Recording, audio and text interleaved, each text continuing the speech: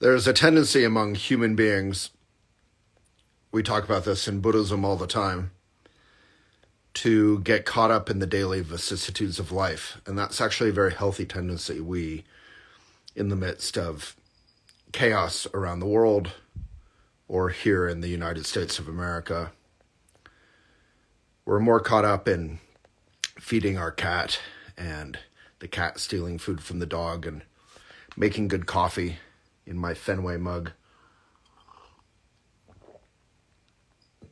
And am I warm or cool? All of that. But the negative side of that tendency, of course, is that we don't take urgently what is urgent. I've read a lot of stories of those fleeing the Holocaust, and so many people didn't flee the Holocaust. So many Jews, LGBTQ, gypsies, artists, didn't flee the Holocaust. And, we're victims of an incredibly cruel group of human beings caught up in cult worship and hate called the Nazis. Now, the far right, the MAGA Trumpers, are not Nazis. They are Americans, but they are caught up in hate right now. They are caught up in threats. And the 6-3 SCOTUS, Supreme Court of the United States, is bending, as I hope all of you know, what has been a sweet, proud tradition in the United States ever since I was born and long before. This deeply imperfect country, to put it politely, has always had very high and beautiful ideals that I've been very appreciative of, and we should appreciate them even as we acknowledge our failings, just like in any healthy relationship. And a lot of that changed. The Chevron doctrine was tossed out. That's not getting enough attention because it's not as easy to understand as the justices essentially making Trump a king. But this next free and fair election is probably our last if we lose it. And by we, I mean Americans. It is folks who believe in democracy running against those who don't. And you're going to hear this from a lot of people who know a lot more. But what I wanted to share right now is that sort of Buddhist or human feeling that I was left with after a long day of work. It's just sadness. And I think that sadness is not weakness. That sadness is genuine and it's beautiful and it's hard.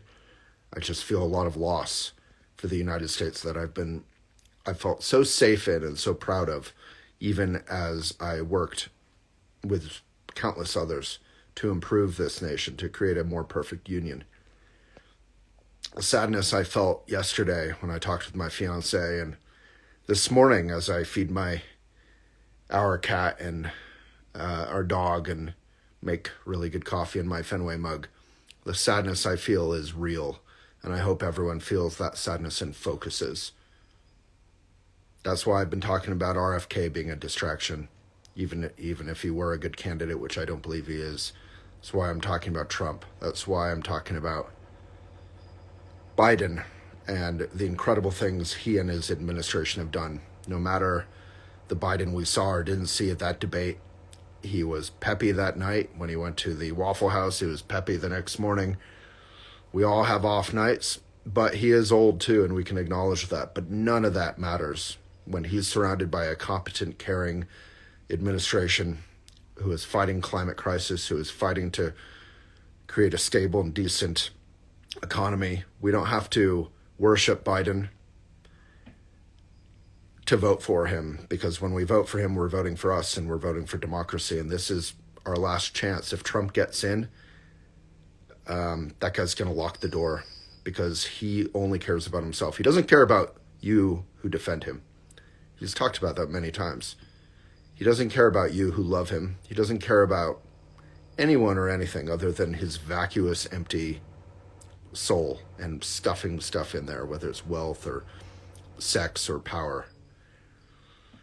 And he certainly doesn't care about democracy. So I hope everyone takes this seriously. I hope everyone finds joy in everyday life. Hope everyone feeds your cat and your dog. But we have to vote. We have to vote in overwhelming numbers, protect women's rights, protect democracy, fight climate crisis. We don't have 4 more years to lose, go in the wrong direction. And I hope we don't have to feel this sadness come November. I hope we can feel real joy and relief. And I want to party on the street with all of you. I've partied on the street after many elections, people dancing in the street. I am scared, and I don't think about leaving the United States. It's been my home, but I am thinking about it now because I'm going to have a family, and it doesn't feel safe.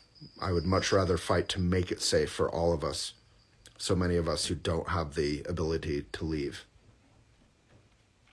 And I am a patriot. I wrote about that. I'm a liberal patriot. We need to reclaim the flag. We can't let patriotism be stolen by nationalists, by haters.